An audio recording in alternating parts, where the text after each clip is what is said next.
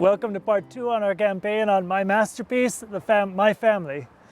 Remember last week we were talking about what it means to be a parent, how the parents are really that foundational stone of any family. In fact, obviously, if a husband and a wife don't get together and have kids, we can't even speak about a family. All we can really speak about is a marriage, right?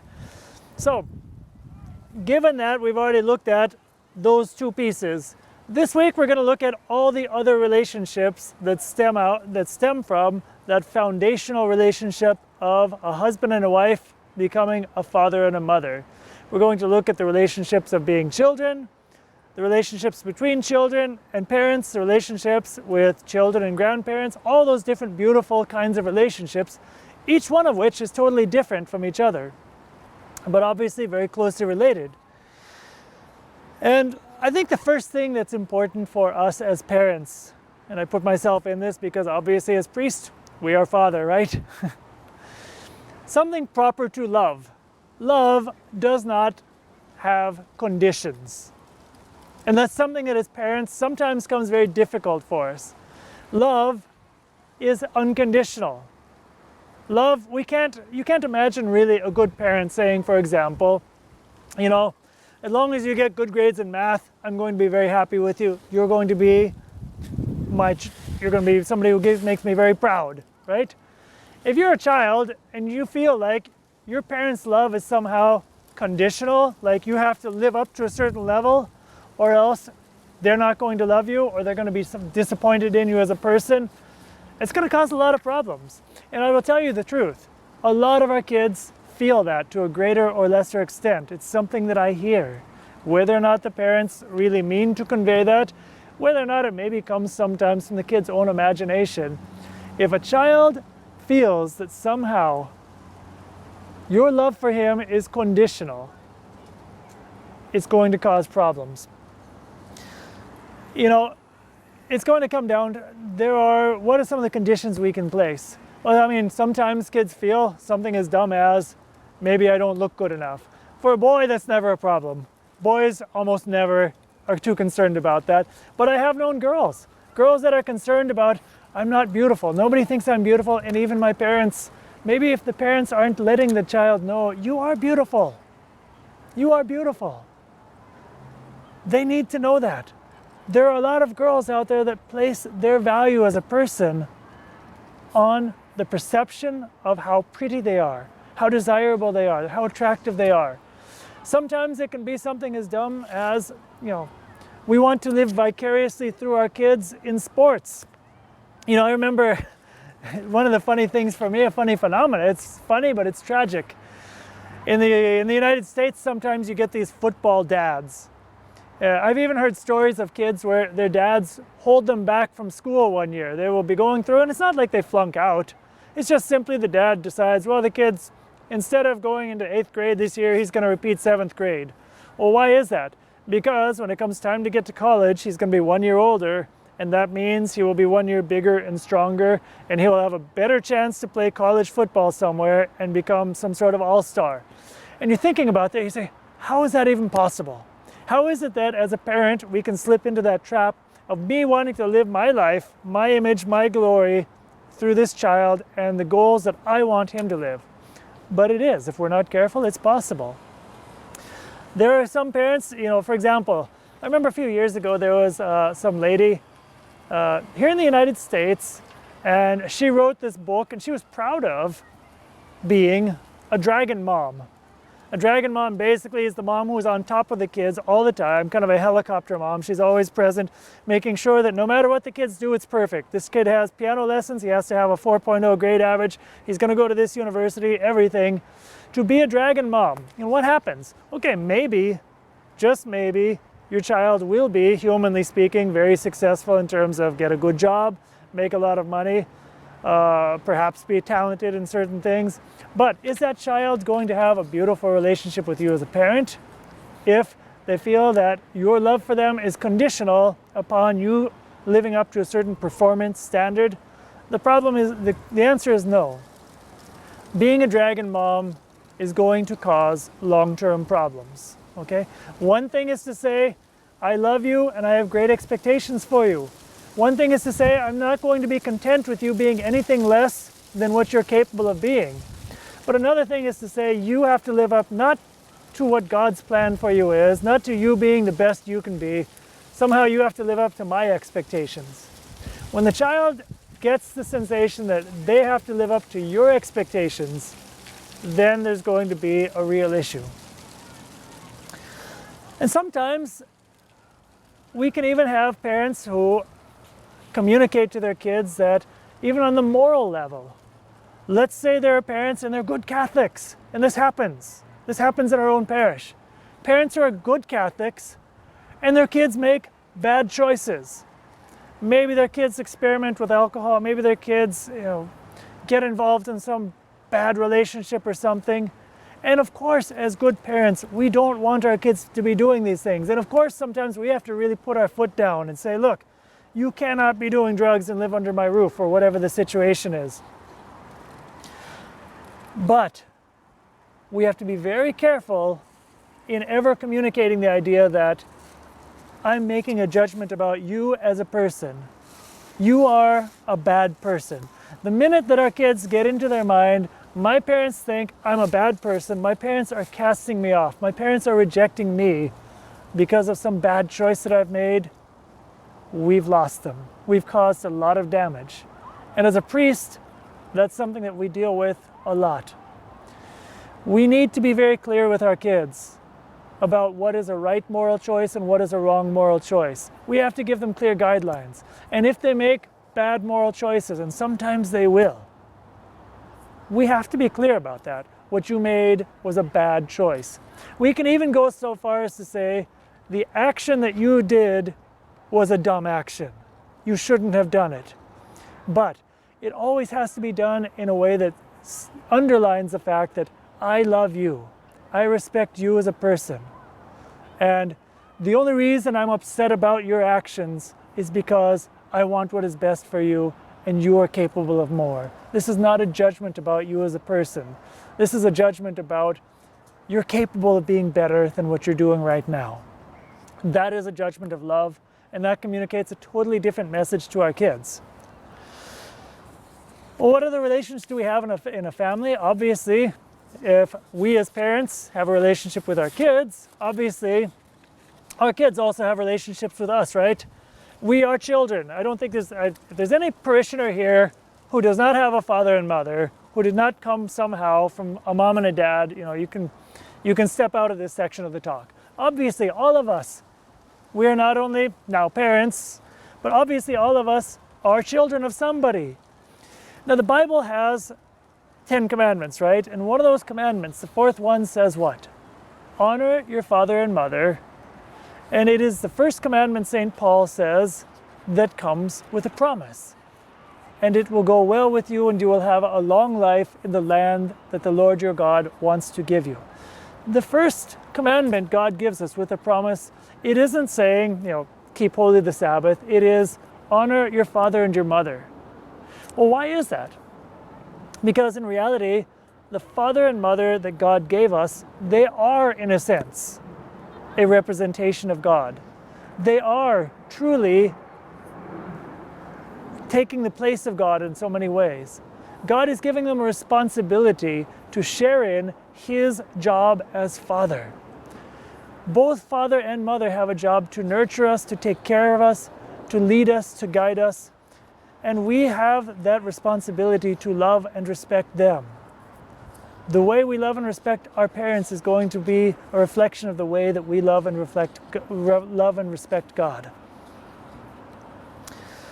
As kids, it is proper, normally if you have more than one kid, what do you have? You have siblings, right? You have, all of a sudden, the minute you have one child, you have one child. The minute you have two children, you have brothers and sisters.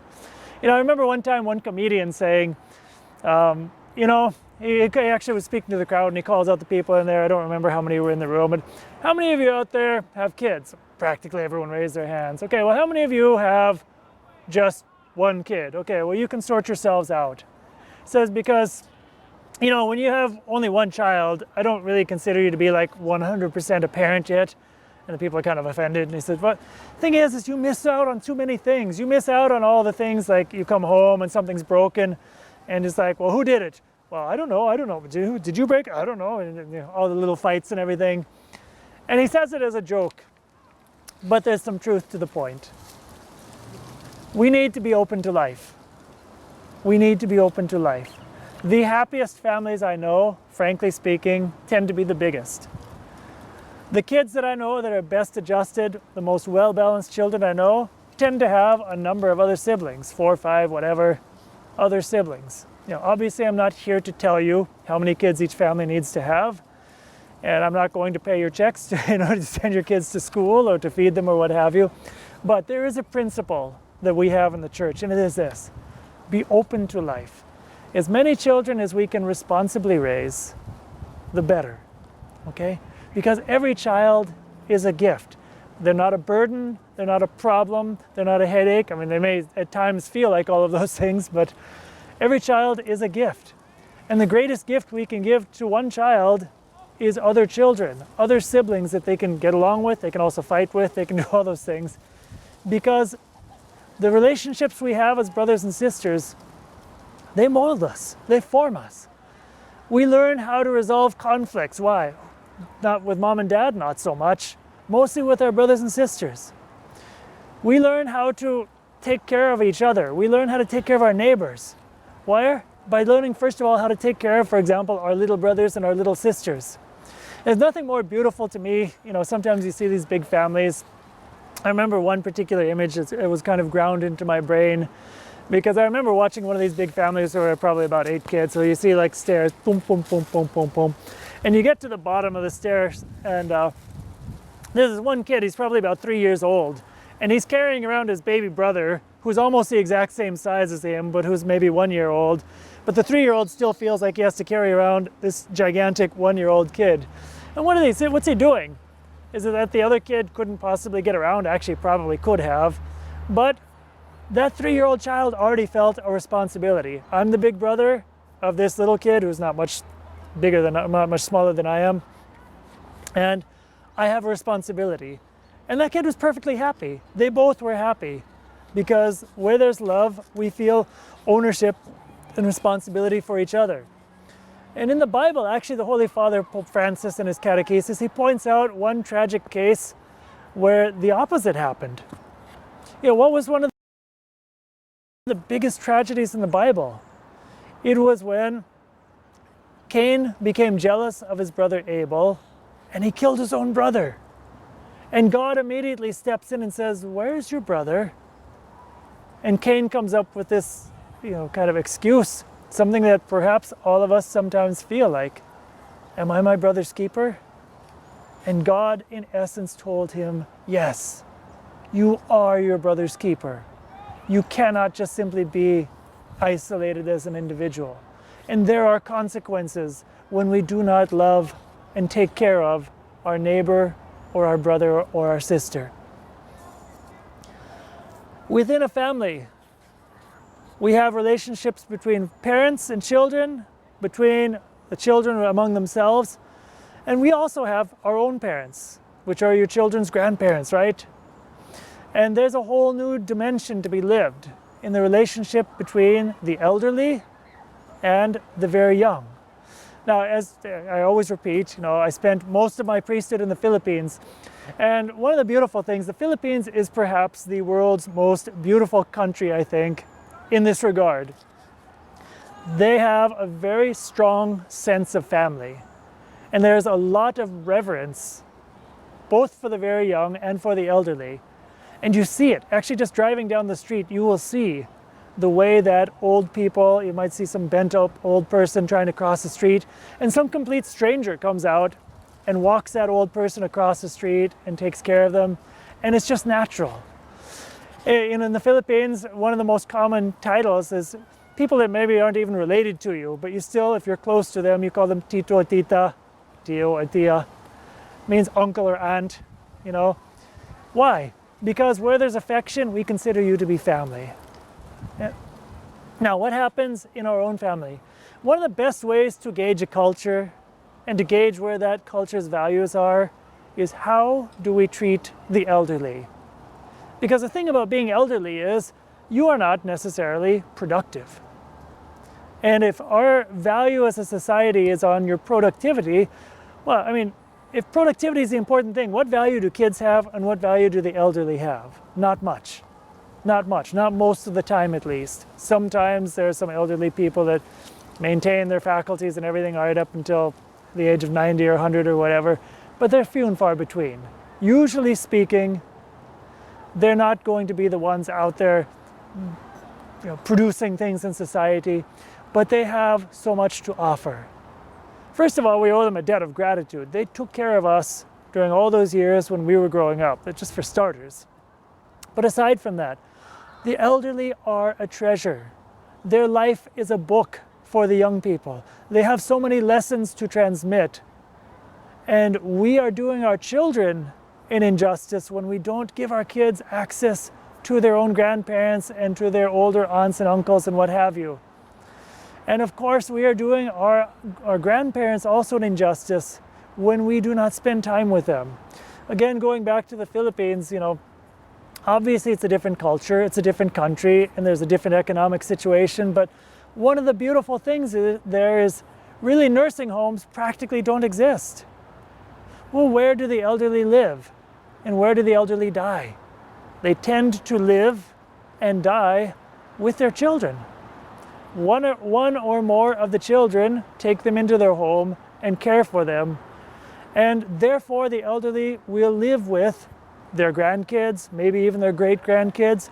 There is a very natural interconnection then. There's a very natural relationship between the grandchildren and the grandparents, and it's beautiful to watch. One of the most tragic things we can do, which unfortunately, sometimes it's necessary. We understand that. Sometimes we can't on our own really give the care that our parents need, and sometimes we have to send them to a nursing home. Okay. But one of the most tragic things we can do then is to abandon them. I remember a story of Mother Teresa of Calcutta visiting a nursing home once. And she was saying it was in one of the Western countries. It was probably the United States. In fact, I believe it was. And she was saying, I visited this nursing home, and when I walked in, all of the old people, all of them, are there looking at the door. And she asked one of the nurses, because she could tell these people are not happy. So she asked the nurse, why are these people not happy? And the nurse said, these people, all of them, are looking at the door all week long, just waiting for a family member to come and visit them. And they have nothing else to live for all week long, except for the visit of their family member. And a lot of the times, it doesn't happen. What a tragedy that would be. So let's really take care of and revere and love our elderly. Now, the final category of people, if you want, we've talked about children, but obviously our children, there's all kinds of different ages, right? There's little babies, there's adolescents, even our children may even have kids of their own. Another category that's very beautiful to talk about in the family is going to be the youngest, the babies, the toddlers, the youngest members of our families. Because in reality, we have a mission, okay? And those are very many times, I think they're the easiest ones to love and to feel affection for. But we can't ignore them. We can't ignore them. And I think, why does God put us in a position where we are little children and where we are dependent? And why did God himself want to become a little child and to become dependent? Because little children have a lot of lessons they can teach us. They teach us lessons of simplicity, and they teach us really what are the important values in life. Can you imagine coming home from work and dealing with your kids, a one-year-old child or younger, and a baby or an infant or even a toddler or something, and dealing with that little kid the same way we deal with people at work, talking to them about making money or whatever. The child doesn't have any clue about those things. What is important to a little child? To feel loved, to have a relationship, to have attention. Those are the things that make a child happy. You can be any person in the world who can walk into the room. If you give that child attention and love and let them feel like they're the center of the world, that child will be happy, okay? And those are beautiful values that we can learn as a family. In the end of the day, what is a family for? What do we exist for? We exist for relationships. Relationships of love with each other and then with God. Relationships of love with each other that are participating in our relationship with God. So during this campaign, let's make this a campaign where in our prayer and in our actions, we place the primacy on those things that really matter most. God bless you all.